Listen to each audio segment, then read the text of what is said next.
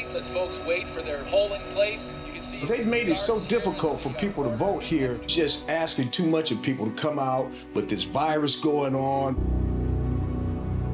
It was a major election in the middle of a pandemic. There's been confusion around what actually is allowed. It was difficult to request an absentee ballot. I didn't even know how to do it. I didn't know about that option to vote through the absentee voting. Mail ballots, they cheat, okay? People cheat. Mail ballots are fraudulent in many cases. Absentee ballots delayed in the mail. I requested absentee ballot. It didn't come in time. It never came. So I was forced to go and vote at one of the 5 polling stations. Voters forced to choose between their health and their civic duty. Those lines are long in Wisconsin, despite the state's safer-at-home order. It is unethical. It was such a putrid decision. People are going to die because of this. Claims of voter suppression. Any ballots received after April 13th will be rejected. 750 ballots so far have been rejected. I'm really frustrated because my vote won't count. It was the most blatant form of voter suppression. Was this all a view of things to come? I just can't imagine that somebody would do that in this country. In the impending presidential election?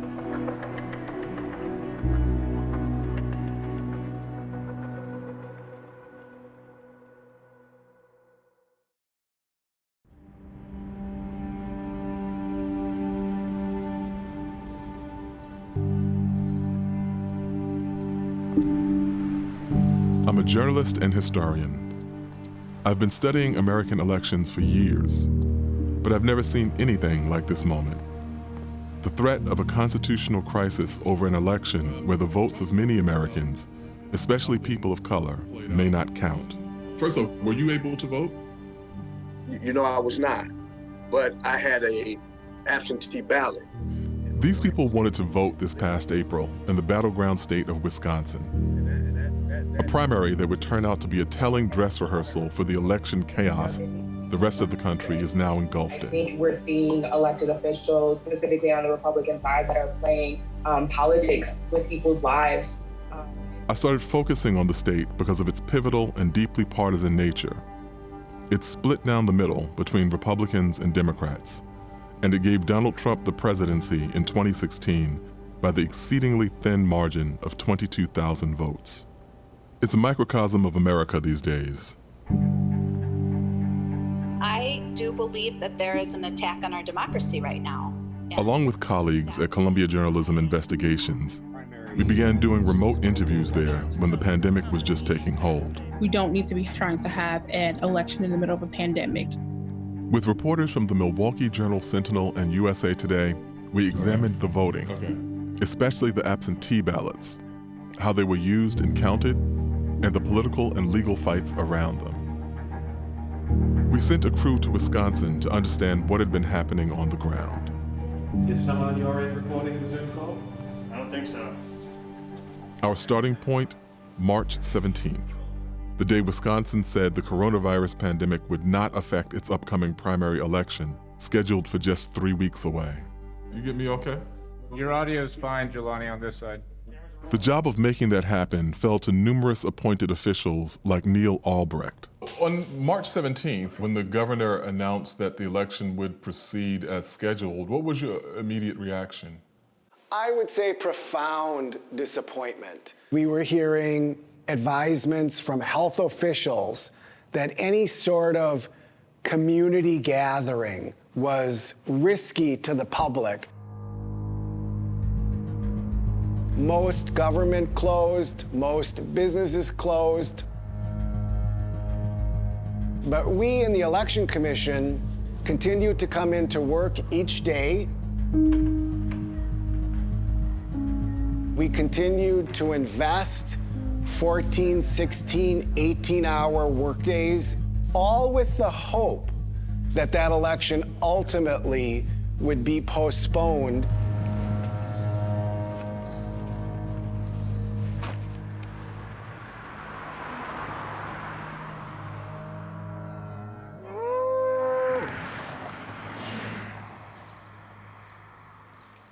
As we traveled the state, we met other local officials who had similar concerns about going through with voting.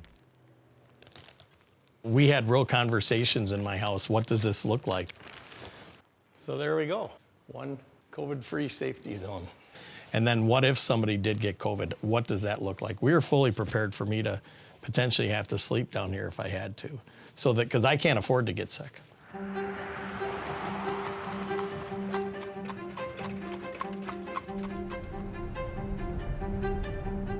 "90 minutes away in suburban Oconomowoc, Municipal Clerk Diane Conan explained what she tried to do to prepare her town's polling station. I thought, I'm going to have some problems. How am I going to solve them early on? So I started calling different companies and asking them if they could supply me with 1,000 masks or 1,000 sets of gloves, everything I could think of, and I started ordering it. Every state runs its own election process. And as Wisconsin was moving forward, others were pulling back. States across the country have postponed their primary elections because of the coronavirus pandemic, but not Wisconsin. Governor Tony Evers, a Democrat who'd been elected on a razor-thin margin, had wanted to delay. But he ran into a roadblock with the Republican-controlled legislature. I tried for a couple of weeks to convince the legislature to change things around, make it an all-mail ballot, or at least push it out to a different date. What did they say? What specifically did they say in response to those proposals? Well, basically, they felt it was important to have the election. There was basically no interest, and they certainly weren't interested in a mail ballot. I asked the Republican Party chair in Wisconsin to explain his thinking at the time, why they were so intent on in-person voting.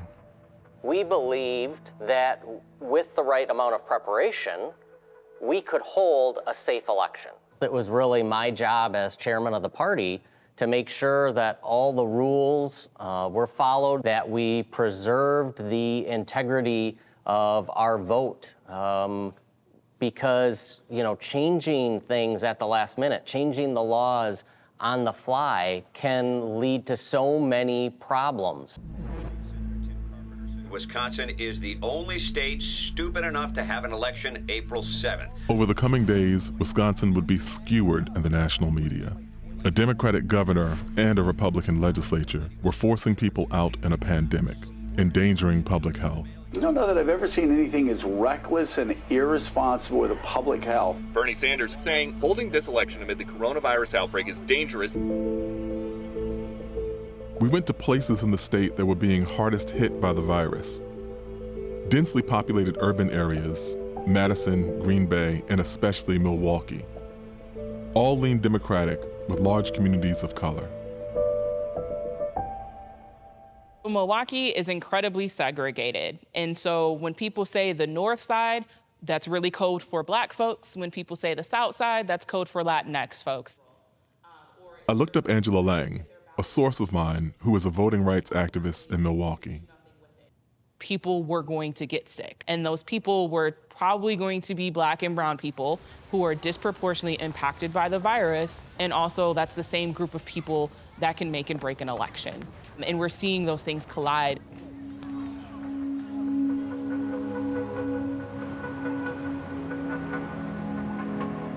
Hi, this is Ben Wickler with the Democratic Party of Wisconsin calling for David. Is this David?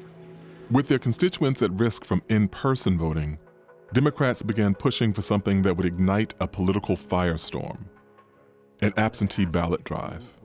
Can we count on you to remind 3 friends to return their absentee ballots before Election Day? We decided to go 100% virtual and to focus 100% on helping people cast absentee ballots. Our volunteers reached out millions of times with text messages, with phone calls, with posts on social media, reaching out to people that they knew in their own lives. And those contacts helped people to navigate a system that was designed to shut them out and help people to cast absentee votes. It was a giant risk because so few people had ever voted absentee in our state.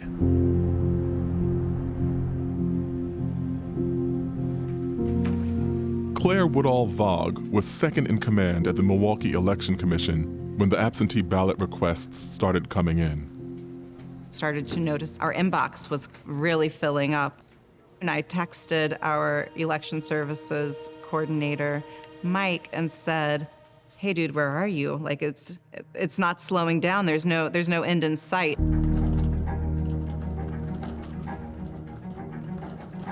I just couldn't sleep thinking about how fast the requests were coming in. And ever since then, nothing has been normal.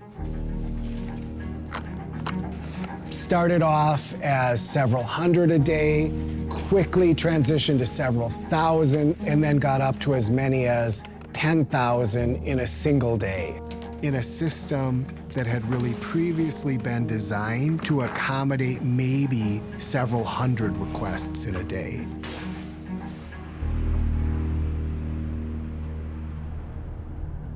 The crush of absentee ballot applications added chaos to an election that included not just a presidential primary, but thousands of local races as well. I'm Jill Karofsky. I'm running for the Supreme Court to stop. One of them was a closely watched contest for a seat on the state Supreme Court. My dad, Dan Kelly, is a great judge. There was a tremendous amount of advertising, a record amount of campaign spending happening in that race to try to control the ideological balance of the court. With the election underway, I interviewed both candidates. Wisconsin has been considered one of the key pivotal states for the election in November. So I think that there's been a whole lot of attention paid to the state because of that. Meet Jill Karofsky, trial court judge. Wisconsin is very, very likely to be the tipping point of the presidential election in November. And if there is litigation about the election in November, that litigation is going to end up at the steps of the Wisconsin State Supreme Court.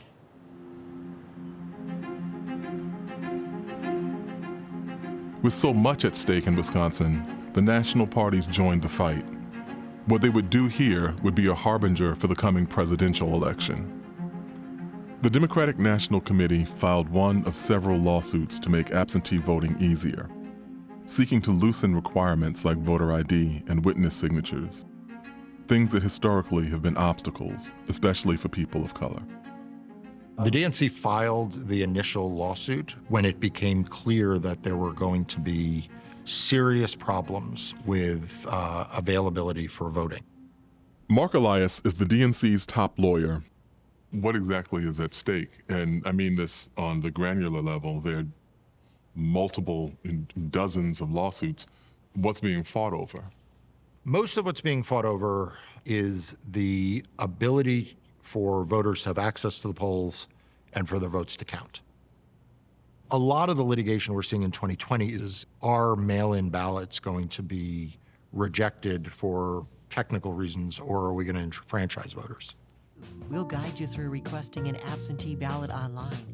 For Republicans, though, this all spelled trouble. It tapped into a fear that the push for absentee ballots would favor Democratic turnout, and Wisconsin became their early battleground to resist it. Justin Clark, the Trump campaign's senior counsel, led the Republican strategy in Wisconsin. When you radically change the way people vote, what ends up happening is you create confusion, you create chaos, and you disenfranchise voters because you're not allowing them to vote in the way they traditionally would. So when we talk with people in Milwaukee and thereabouts, what we got was a lot of the opposite, that people felt that their vote was being suppressed by having to go out and potentially contract the illness by going to a polling place. I think people's concerns about contracting illnesses are definitely valid. Mm-hmm. But here's the problem. When you try to fundamentally alter a system by which people vote right before an election, like Governor Evers did, you run into a real problem, because what you're doing is you're necessarily going to lessen the number of people that vote because of that chaos, because of that confusion. As the legal battles worked their way through the courts, judges ruled against the Democrats' position, one decision after another. And on the ground, local election officials struggled to keep up. You know, every day, we're getting alerts, this changed or this changed. Judge said we can't do this, now the judge says we can do that. And so the challenge really is making sure that all the clerks are aware. So you have polling locations across the state, and they're all local. So in these smaller communities, we know who the locals are. Okay. At the end of the day, when you look at the problems, they're in the large urban areas. Areas like Milwaukee, where we'd been talking to anxious voters. I kind of debated back and forth between going to the polls, not going to the polls. I was too afraid that what if I got sick? What would that look like for me? That decision to me felt like voter suppression, that they wanted to scare people. They didn't want people to go out and vote, but I know I needed to. I'm not gonna feed into what they want us to do, which is not vote. I just felt like, you know, we're in 2020, but it felt like 1867.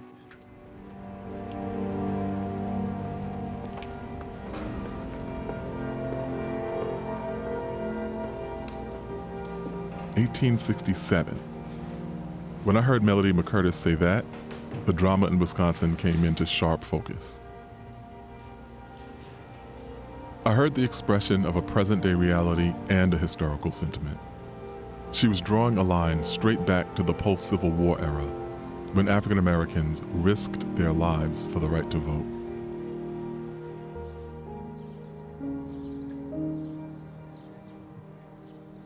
In places like Montgomery, Alabama, home of the National Memorial for Peace and Justice. The first lesson that Black people had to navigate in this country was that voting is dangerous. Voting is going to be met with violent resistance, particularly in regions where there are enough Black people to actually have impacts on outcomes. Brian Stevenson is the founder of the Equal Justice Initiative, which created the National Memorial. Throughout that 100-year history, between the end of Reconstruction and the Civil Rights Movement, the inability to vote is what shaped Black life.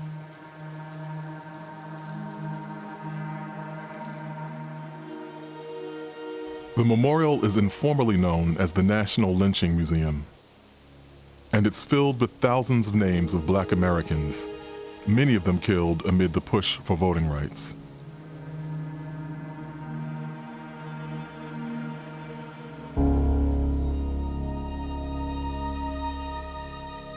The violence that takes place, the trauma that takes place, the lynching that takes place, the mass migration of Black people from the Deep South to the North and the West that takes place, which will also have political implications, is all a result of this violent opposition to allowing Black people to vote. The violence was combined with other things: poll taxes, literacy tests, grandfather clauses, to prevent Black people from voting in the Jim Crow South.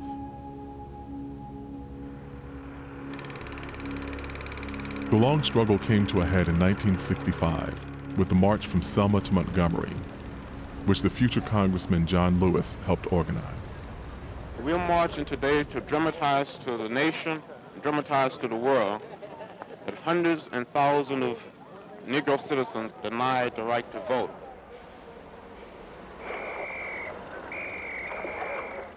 You are ordered to disperse. That march will not continue. It became known as Bloody Sunday. The violence was broadcast into living rooms across the country, arousing the national conscience in the same way that images of George Floyd's death would 55 years later.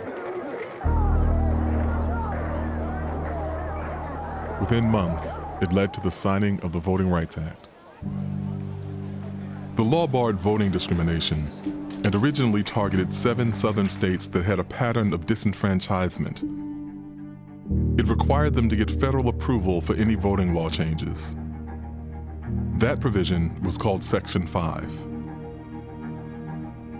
It says that any time the laws were changed that dealing with voting, they had to first be submitted to the Attorney General of the United States or submitted to a 3-judge district court in Washington, D.C.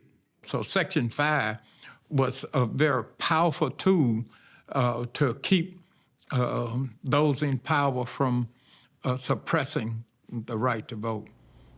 Hank Sanders was elected state senator in Alabama thanks to the Voting Rights Act. all of a sudden the possibility of inclusion began to just grow. And it took many years, though, before you had a substantial amount of African Americans elected to office. Within a year of its passage, 250,000 African Americans had registered to vote.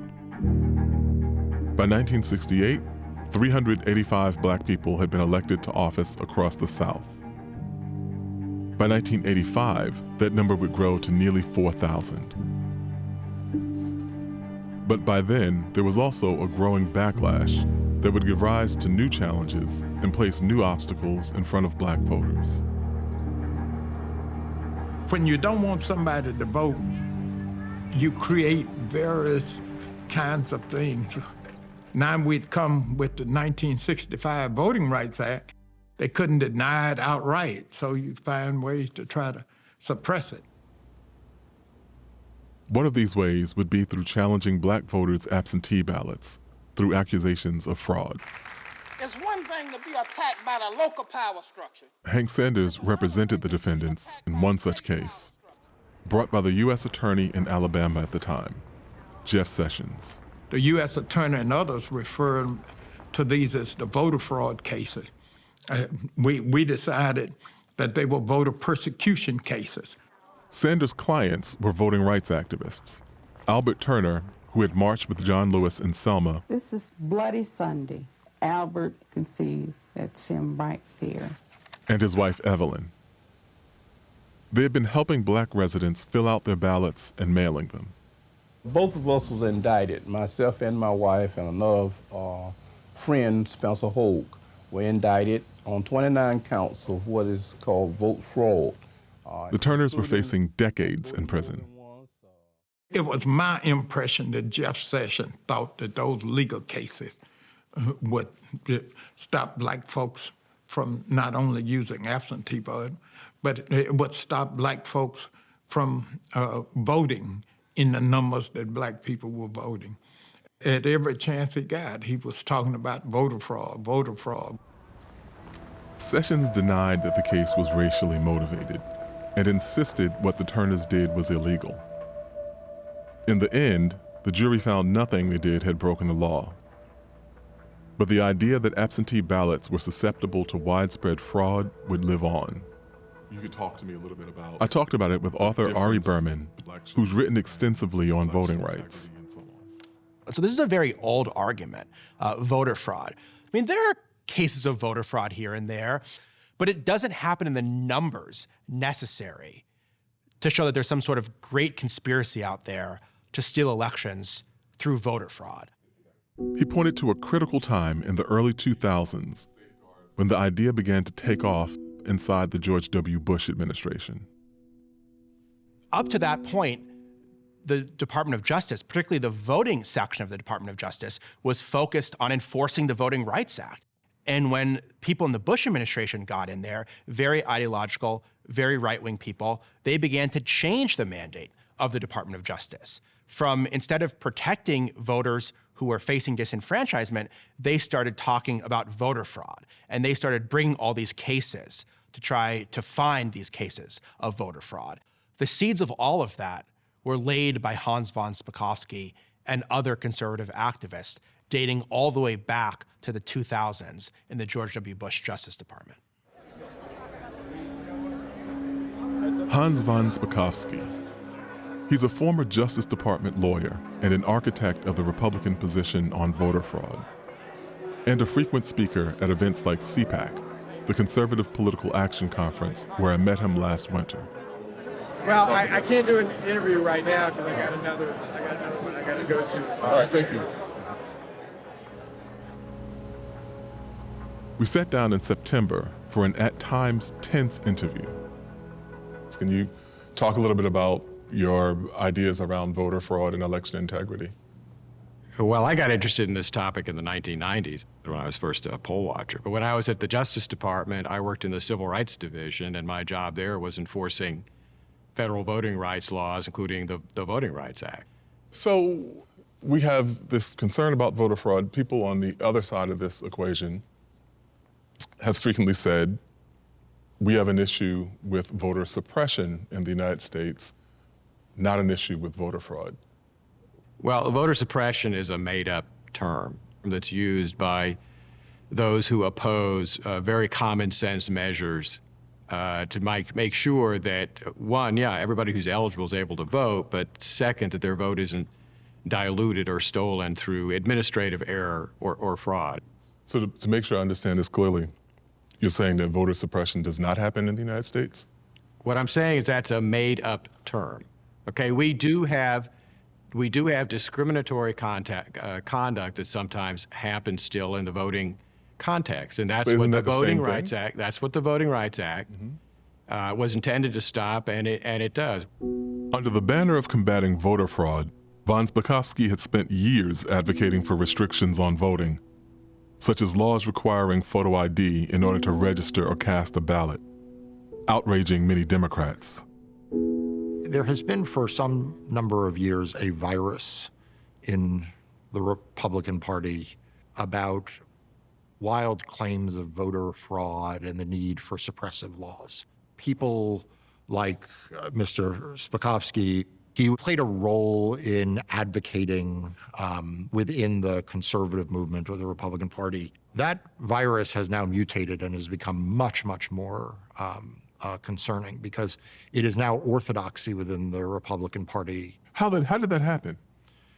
So I think, you can look at various moments in history, but to me, the critical moment was the election of President Obama and the ensuing internal civil war within the Republican Party about what to do about it.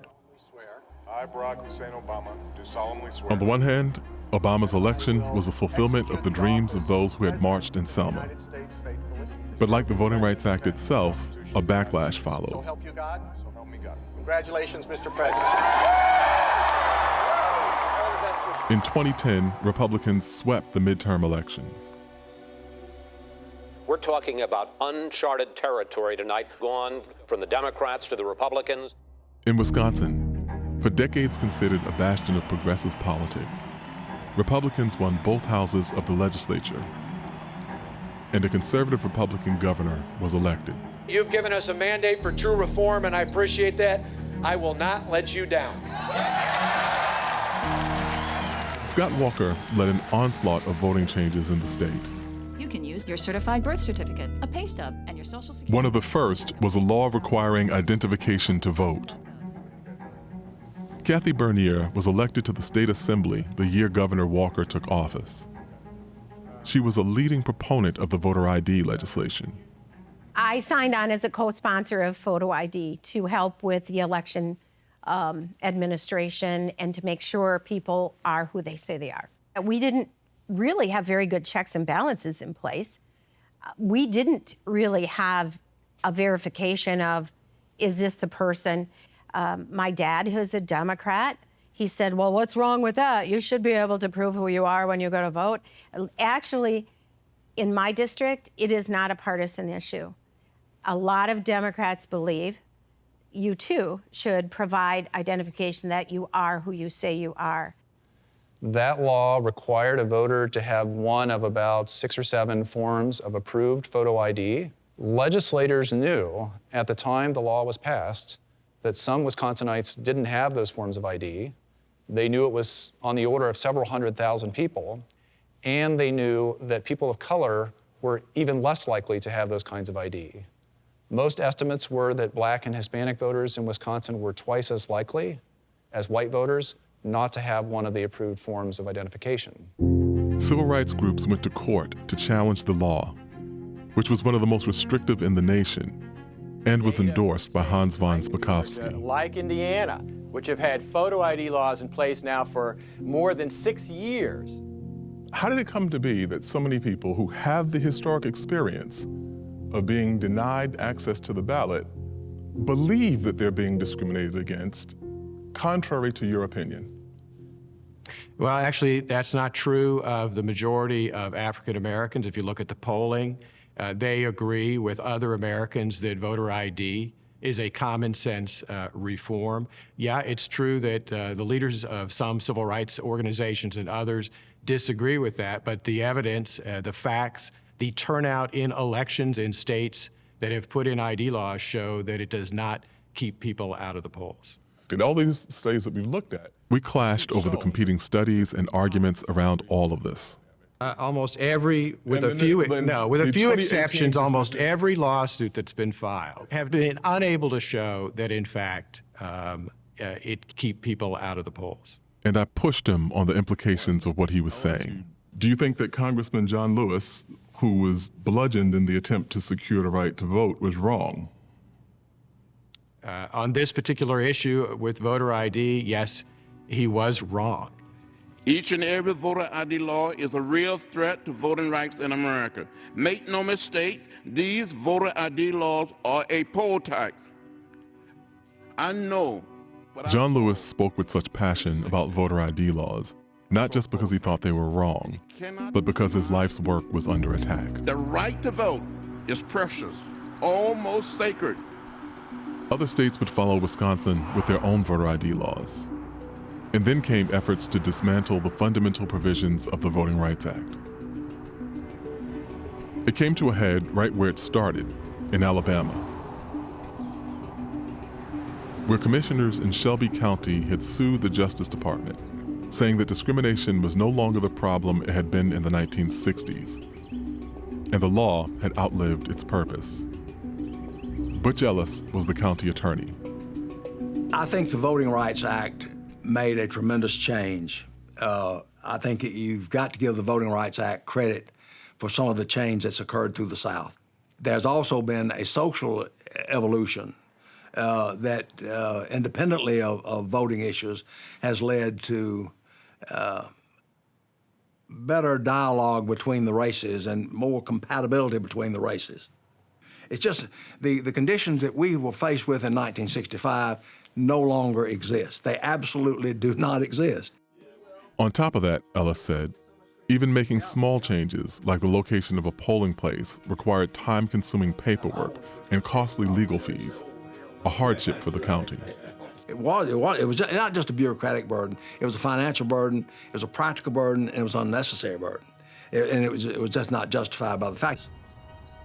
It's considered one of the most important pieces of civil rights legislation ever passed. But by 5-4, the U.S. Supreme Court today took the teeth out of a law enacted nearly 50 years ago.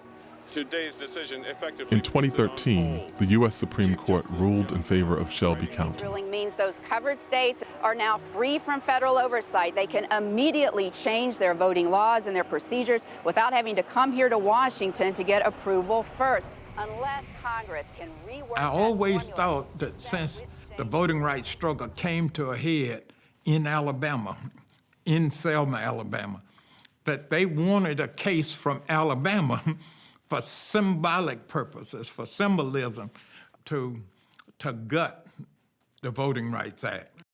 Today's decision apparently clears the way for several high-profile laws to take effect, including stricter voter ID requirements in Alabama, Mississippi. The Shelby decision did send a powerful signal, and soon changes to voting laws began taking place all over the country, in southern states and beyond. In Wisconsin, Scott Walker and the Republicans began passing a flurry of new voting laws. Most of the bills that I've worked on have been making sure that dates and times and processes and procedures are in place. I've also worked with the Election Commission on a number of issues that we bring forward with election fraud. The important part is that we have the safeguards in place to make sure that people have confidence in the electoral process and that our electoral process has integrity. What the Republicans began in 2011 with voter ID grew and grew. We have seen a lot of changes to election law over the past 10 years. Always having to provide proof of residence when you register to vote. If you want to register by mail, a required copy of your ID or a copy of your energy bill or a copy of your bank statement. Half a dozen changes after the Shelby decision. Not allowing someone to vouch for another voter. That critics say have made voting harder. Or requiring a witness address for an absentee ballot. Especially for communities of color. The elimination of late arriving absentee ballots, or a change in the deadline to request an absentee ballot. A change in the number of hours we could have for early voting. You almost have to be an attorney in order to understand how to register and vote successfully in Wisconsin. That was the landscape in the days leading up to the April 7th election, as more than 1.3 million voters in Wisconsin were requesting absentee ballots. In Milwaukee, home to the state's heaviest concentration of black voters, the pandemic was steadily shutting down the election system itself. The really significant shifts that we began to see were a closure of many of the sites that we used for voting and a mass exodus of our election workers due to concern about the pandemic. At one time, we talked about reducing sites to maybe from 180 to 120. Then we talked about reducing those to 45. And then it finally came down to 5 voting centers for in-person voting on Election Day.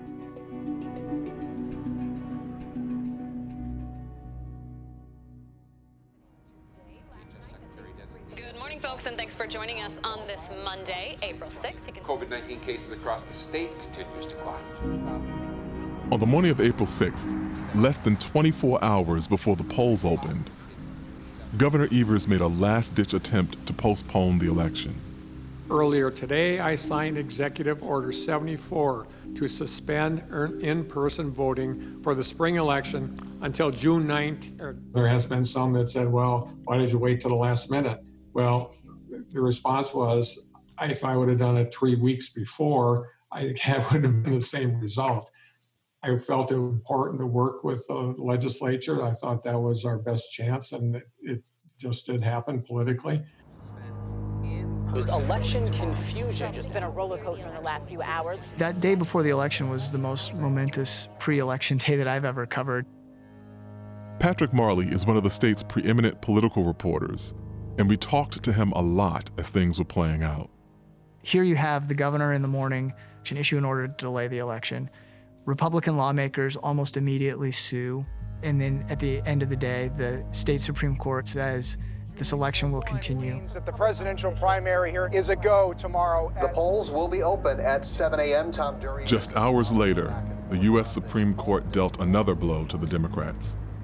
They would not intercede to extend the deadline for absentee ballots. And the U.S. Supreme Court comes in and says, well, you have to have a postmark requirement. The ballots must be postmarked by Election Day. Otherwise, somebody could cast their ballot on the day after the election. The U.S. Supreme Court weighing in late in a 5-4 ruling saying that I was making dinner for my 2 kids when I learned about the United States Supreme Court case, and it was just a little while after learning about the Wisconsin State Supreme Court case. And I said to them, I don't know that we have a path to win this election. I'm not seeing it right now. That closely watched contest between Jill Karofsky and Daniel Kelly was hanging in the balance. And we woke up the next day and I saw a sight I didn't ever imagine seeing. Wisconsin is moving forward with its election this morning. These brave, brave people who went to the polls in Milwaukee despite the pandemic. Take a look at how long the lines already are in Milwaukee of voters waiting to cast their ballots. It would take a week for election officials to tally the ballots. I don't think there is a clerk in the state of Wisconsin that didn't see an entire shift in how we conduct elections in April 7th. For us, 80% of our voters voted by mail, 20% voted in person. Normally, it would be the exact opposite. The big state race that everyone was keeping an eye on. Then, on April 13th, Surprising news. Judge Jill Karofsky has won a seat on the Wisconsin Supreme Court. Now, The Democrats' favorite, Jill Karofsky, had won. The unexpected result of a wave of absentee ballots. My campaign manager called and he said, if you're in fleece and jeans, which is what I was in, you need to put something nicer on because you're about to go on TV and you're gonna be the next justice on the Wisconsin State Supreme Court. I'm celebrating social distance-wise. My friends and my colleagues. The final margin was over 10 points. And if someone had told me before the election that we were going to win by more than 10 points, I would have told them they were absolutely crazy. But the victory belied an unsettling fact. With our colleagues at Columbia Journalism Investigations and the Milwaukee Journal-Sentinel and USA Today, we examined the results. We found that over 23,000 Wisconsin voters had their ballots rejected. Can you talk about the role that safeguards may play in confusion about how to vote by mail? Sure. Every safeguard that's put in place, well-intentioned it may be, is another thing that a voter has to deal with, or another thing that an election official has to deal with. Those are real hurdles for people, particularly in a pandemic. More than 10% of those rejected ballots were from Milwaukee. Neil Albrecht took us to the room where they're kept.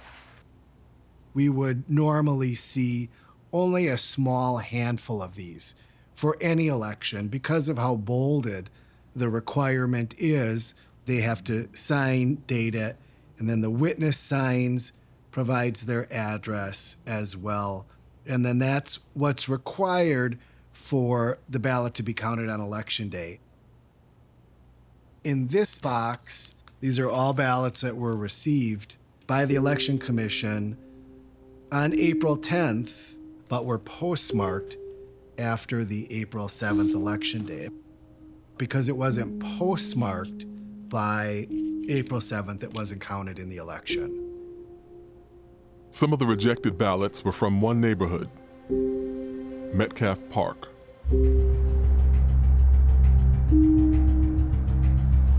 Well, Metcalf Park is a neighborhood in the center of Milwaukee, right in the heart. It's African-American community. In Metcalf Park, our median income is $24,000. We are a severely poor community. Melody McCurtis and her mother, Danelle Cross, founded a community organization called Metcalf Park Bridges. We found the names of residents who had their ballots rejected and showed them to Melody and Danelle. So why don't you guys look at that and see what you make of it? Hold on.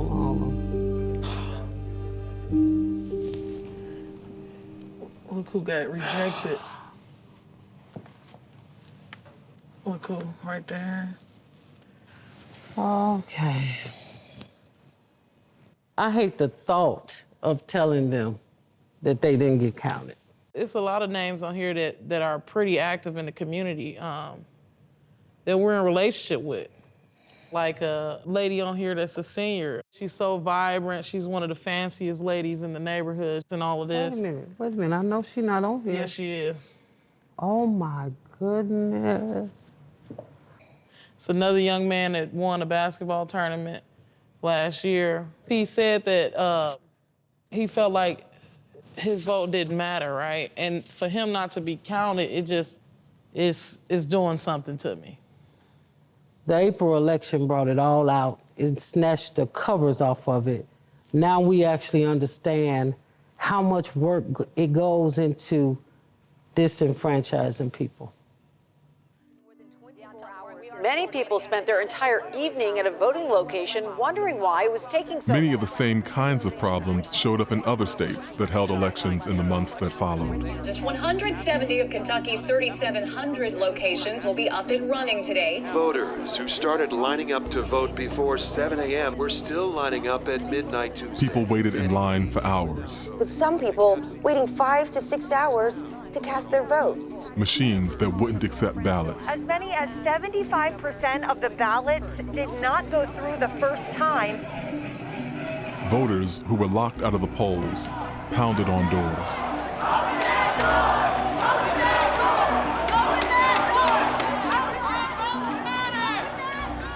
In our months of reporting, election officials told us they were underfunded and overworked, and increasingly fearful of what would happen in November.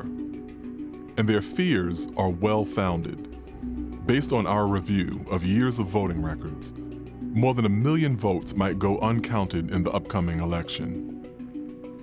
As we look at this, the projected numbers of absentee ballots that are rejected are higher than the margin of victory for the president in Michigan in 2016.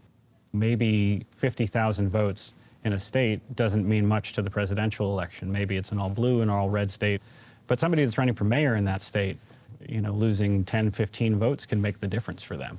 So the potential for this to, alter races around the country is absolutely on the table here. It's a very bad system. It's going to lead to a tremendous fraud, and we're trying to stop it. Against this backdrop, Republicans, led by President Trump, have been relentlessly attacking absentee ballots. Voting by mail is wrought with fraud and abuse, and people don't get their ballots. People steal them out of mailboxes. People print them, and then they sign them, and they give them in. Hearing the constant refrain of fraud led me back to Hans von Spakovsky. He keeps a database of alleged voter fraud cases that fuel the Republicans' claims. But when our reporting team examined it, we found it included misleading and overstated information, charges that von Spakovsky said are false. And he insisted that the database shows a wide variety of election fraud cases. Well, the most important thing for you to understand is just a sampling of cases. Okay, it is not a comprehensive list. I don't have the time, the resources to do any kind of comprehensive list. And in fact, sure, it how wouldn't do be you find, possible. How do you find these cases? We find them through newspaper accounts of people getting convicted. We find them through press releases from law enforcement officials, state attorney generals, and others. Sometimes people send us court judgments, convictions, and other information like that. Folks on one side of this are constantly saying, oh, there's no massive voter fraud in the United States, and I don't claim that there is massive voter fraud in the United States. In fact, I think the correct assessment of this is going back to the Jimmy Carter, James Baker Commission. What they said was that voter fraud does occur in the U.S., and it could make a difference in a close election. A few days before we interviewed von Spakovsky, one of the most prominent Republican lawyers, Ben Ginsberg, who oversaw the 2000 Bush-Gore recount, publicly criticized the database and rejected the notion that fraud was a big problem. He has no idea what he's talking about. I mean, he even made the most basic error of referring to our database, which is just a sampling of cases.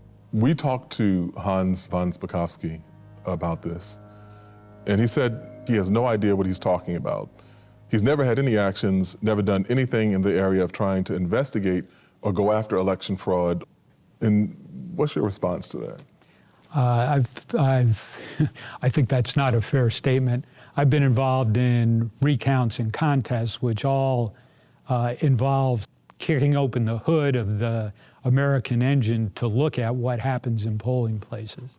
I can tell you from that experience and being the co-chairman of a presidential commission on election administration in 2013 and 2014, where we looked for this, that the widespread fraud that would allow a conclusion of elections are rigged is not there. The evidence does not show that. Mm-hmm. How did this come to be so prominent a part of the conversation if, as you say, there's been scant evidence? As the country has become more divided, fraud and voter suppression have become part of each party's get-out-the-vote mechanism and inspiration and motivation to get its voters out.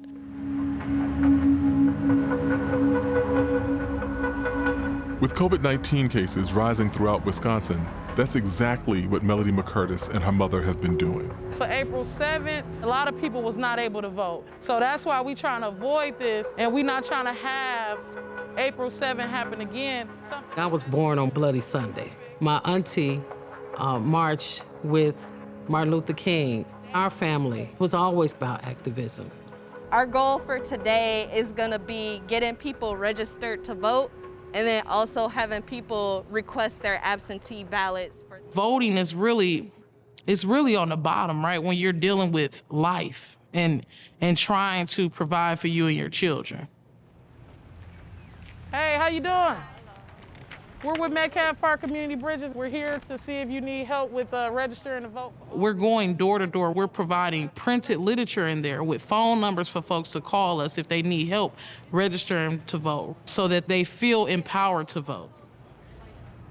Voting is a direct reflection of our neighborhood's ability to thrive, right? When you vote folks in office, you have a say-so on what you want your community to be.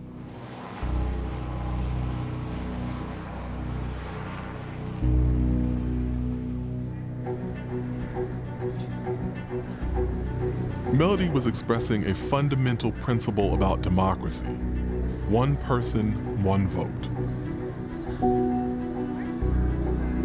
I thought a lot about this idea when I paid a visit to Black Lives Matter Plaza earlier this fall.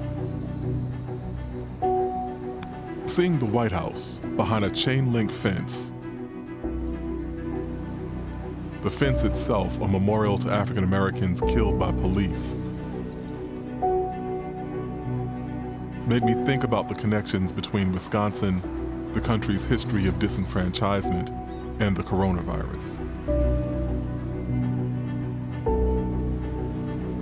It's tempting to see them as three distinct concerns, but they're inextricably linked to a legacy of inequality and an ongoing struggle.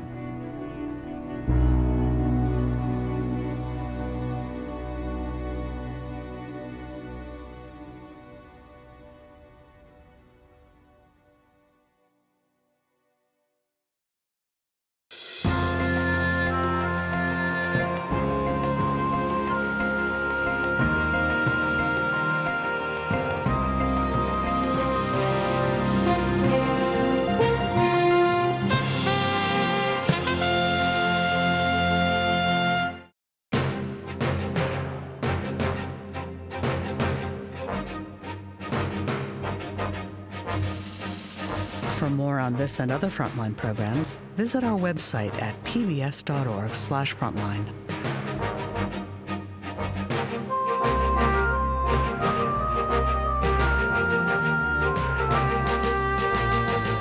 Frontline's Whose Vote Counts is available on Amazon Prime Video.